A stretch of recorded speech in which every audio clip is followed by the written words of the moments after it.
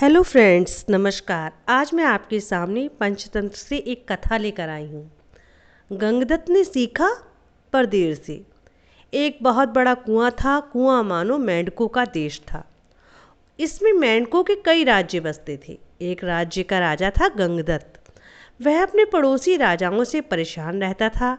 एक दिन गंगदत्त ने रहट का सहारा लिया। वह कुएं से बाहर निकल आया।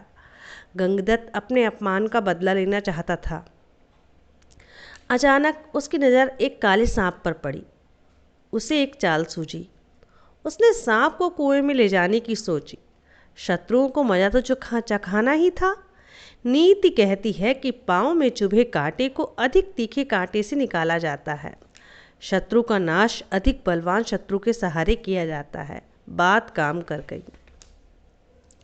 गंगदत्त ने सांप की ओर दोस्ती का हाथ बढ़ाया। सांप को शंका तो हुई, पर फिर भी बोला, तिनका और आग की कैसी दोस्ती। गंगदत्त बोला, ठीक कहते हो, सांप और मेंढक पुराने शत्रु हैं, पर मुझे आपकी मदद चाहिए। मेरे शत्रुओं ने मेरा अपमान किया है। मैं दुखी हूँ, आपकी सहायता चाहता हूँ। मेरे प्राण की रक्षा करें। मैं हाथ जोड़ता हूँ। सांप ने पूछा, तुम्हारा अपमान किसने किया है।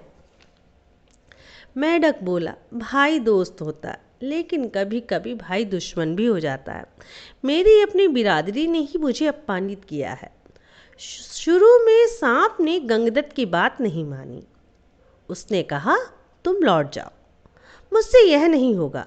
भलाई इसमें है कि हम वही खाएं जो पचा सकें और वही पचाएं जो लाभकर हो। लेकिन गंगदत्त नहीं माना। वह अपनी बात पर अड़ा रहा। उसने बार बार दुहाई दी। सांप ने अपने बुढ़ापे को देखा। दिन पर दिन शिकार करना कठिन होने लगा था। कुल का विनाश चाहने वाले मेंढक की इस योजना से उसका फायदा था। वह रोज मेंढकों को आराम से चट कर सकेगा। सांप ने सब सोचा, फिर वह मान गया। बोला, तुम आगे चलो, मैं पीछे चलता हूँ। देर करने से क्या लाभ है। गंगदत्त बोला, तुम्हें कोई कष्ट नहीं होगा, पर एक वचन दो, तुम केवल मेरे शत्रुओं को खाओगे, मेरे परिवार को कोई नुकसान नहीं होगा। सांप ने तुरंत हामी भर ली। तुम तो मेरे मित्र हो, तुम मुझसे क्यों डरते हो। दोनों गले मिले, फिर कुएं की ओर बढ़े। आगे गंगदत्त, पीछे सांप। मेंढक ने सांप को रहट के सहारे कुएं में पहुंचा दिया। गंगदत्त ने अपने शत्रु दिखला दिए। सांप एक एक करके शत्रुओं को खा गया। शत्रु मेंढक खत्म हो गए और सांप बोला, भाई मेरे खाने पीने का कुछ और जुगाड़ करो। तुमने मुझे न्योता दिया था, मेरा भोजन मुझे मिलना ही चाहिए। यह तुम्हारा काम है। गंगदत्त मेंढकों से बदला लेना चाहता था। बदला पूरा हो चुका था। सारे शत्रु मेंढक खत्म हो गए थे। अब सांप की कोई ज़रूरत नहीं थी। उसने कहा, मित्र, तुम्हें एक खास काम के लिए बुलाया था, वह काम पूरा हो चुका है। अब तुम्हारा जाना ही ठीक है। लेकिन सांप नहीं माना। वह डटा रहा। भाई कुछ सोच कर बोलो, मेरे इस बिल में कोई और सांप आ गया होगा। मैं तो हर हालत में अब यहीं रहूँगा। तुम्हें मेरी भूख तो मिटानी ही होगी। रोज़ एक मेंढक लाकर दो।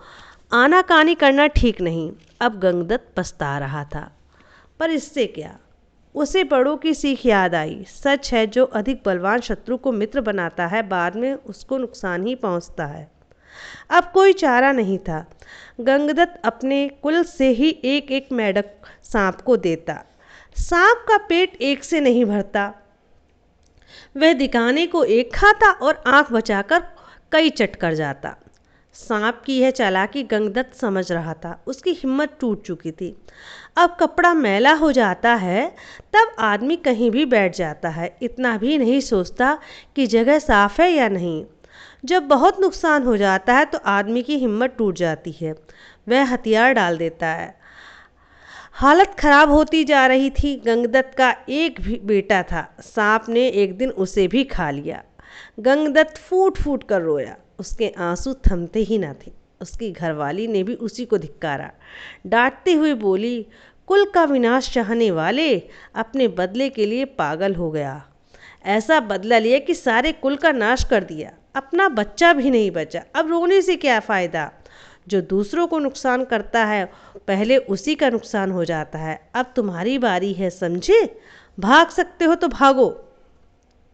सारे मेंढक मारे जा चुके थे, केवल गंगदत्त बचा था। सांप ने फिर बेशर्म दुहाई दी, कहा, यार भूखा हूँ, अंतड़ियाँ कुलबुला रही हैं, मरा जा रहा हूँ, मेरे खाने का जुगाड़ करो।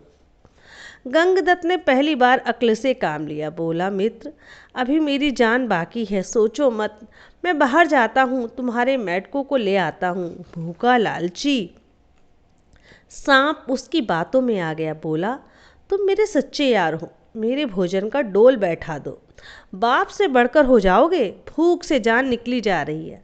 सांप गंगदत्त को समझाने बुझाने लगा। गंगदत्त चाल समझ गया था, वह जान बचाकर भागा। सांप कुएं में उसकी राह देखता रह गया।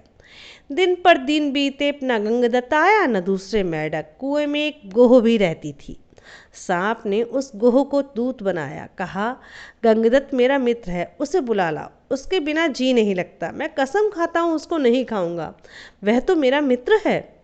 गोह निकली, उसने गंगदत्त को खोज लिया। सांप का संदेश देकर बोली, सांप तुम्हारी राह देख रहा है, मत सोचो, जल्दी लौटो, वह तुम्हारा बाल भी बाका नहीं करेगा। उसने शपथ ली है। गंगदत्त ने गोह की बात सुन तो ली, पर उसे सब याद था, उसके बदले की आग, सांप की दोस्ती, पूरे कुल का नाश, उसके अपने बच्चे का मरना। वह बोला, सांप से कह दो अब गंगदत्त नहीं लौटेगा। बदले की भावना में मैं पागल हो गया था, मैंने अपना पूरा परिवार खो दिया। गंगदत्त को पछतावा हो रहा था, उसने सिर झुका लिया। सांप और मेंढक की यह कथा छोटी है, लेकिन इसकी सीख बहुत बड़ी है। सांप जैसे लालची मूर्ख कोई भी पाप कर सकते हैं, बदले की आग में जलने वाले मेंढक जैसे लोग अपना ही सर्वनाश कर बैठते हैं। इस प्रकार इस कथा का समापन हुआ। अगर आपको मेरी कहानियाँ पसंद आ रही हैं तो कृपया करके लाइक, कमेंट, शेयर ज़रूर करें। अपना इतना कीमती समय देने के लिए आपका बहुत बहुत धन्यवाद।